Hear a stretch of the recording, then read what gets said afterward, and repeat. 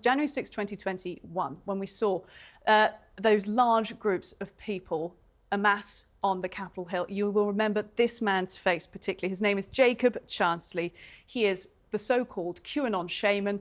And for his role on that day, he was sentenced to 41 months in prison. He's since been released early, joins us now to give us his unique perspective on the man many say inspired his actions, Donald Trump. Jacob, thanks for making time for us. I know it's strangely a busy time for you to be talking about this. But first of all, let's just remind our viewers, because we were a very international audience here, you were the face of this January 6 uprising. You were the guy in the fur coat and the horns and everything else. You were the so-called shaman. How do you feel about all that now? Well, it's clear that the Operation Mockingbird media chose to make me their straw man. They chose to use my face and my image to create a shock and awe campaign that they then used to divide the country into people that support Donald Trump and people that don't. And anybody that sees that what was done to me and doesn't agree with it, they now are beginning to see how it is that the American justice system is corrupt and has been corrupt for decades. Look, when you were sentenced, you were very remorseful. You said, quote, "I was wrong for entering the Capitol. I have no excuse whatsoever. In retrospect, I'd do everything differently. I would try with all my heart and soul to stop people that also joined you that day." Do you still feel the same? Well, if I would have known what was going to happen, I definitely would have tried to stop everything from happening before it happened. And, what I did was technically illegal. So, of course, there's no defense for an illegal action. But I have, accepted responsibility. I have served my time. And because of my good behavior in prison, as well as my programming while I was in prison, the programming that I did in the prison, I got a year off my sentence and was released early. So I think that's indicative of the fact that what it is that the Operation Mockingbird media said about me is just completely unfounded. Do you class this as Operation Mockingbird media? Well, yeah, absolutely. But, the thing is Operation Mockingbird has been going on for a very long time. It's when the CIA infiltrated the media outlets during the civil rights movement, during the anti-war movement in the 60s and the 70s. And they were hell-bent on controlling the narrative in the country because it's all about controlling the minds of the people, controlling the minds of the public through psychological warfare techniques, combining trigger words with trigger images to create an emotional response in the subconscious mind that can then be weaponized against groups of individuals or individuals like Donald Trump or myself. Now, I'm listening to all that and letting you say it because it's your First Amendment right to air that point of view. I'm, of course, a journalist. I work here. I can tell you I was never recruited by the CIA. But it is always interesting to hear this because it is the QAnon movement, this conspiracy movement. Some call it a cult. It captured the minds of so many people. Are you still in the movement? It sounds like your views haven't changed. Do you think they've got stronger?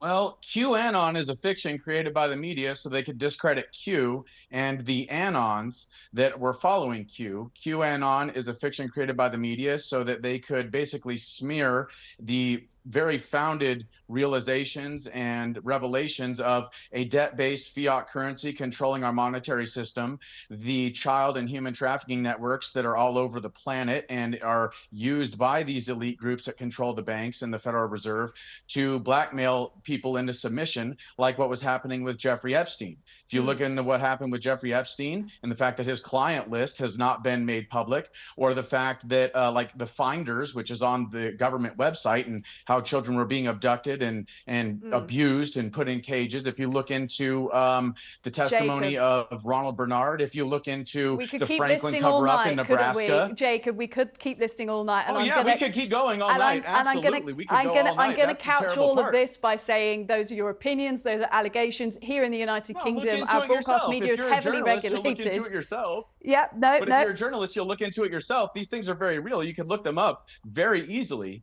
And if you're a journalist and you really care about your country, whether it be in the UK or in the United States, then you'll look into these things and realize that to quote Kennedy, and let me just quote Kennedy really quick.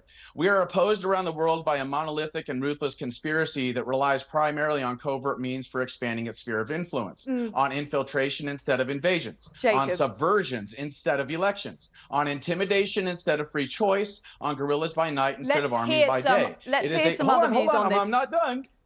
Go on. You can have 5 more seconds. Finish your point. Okay.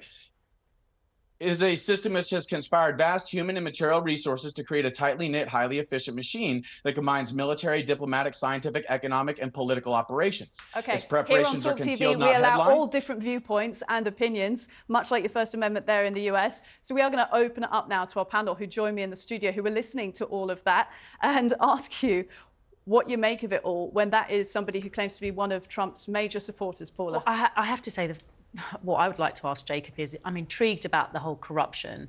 I'm intrigued about the political power, and yet he doesn't seem to be uncomfortable with the fact that every time Trump sends out a press release, there's a fundraising link attached to it.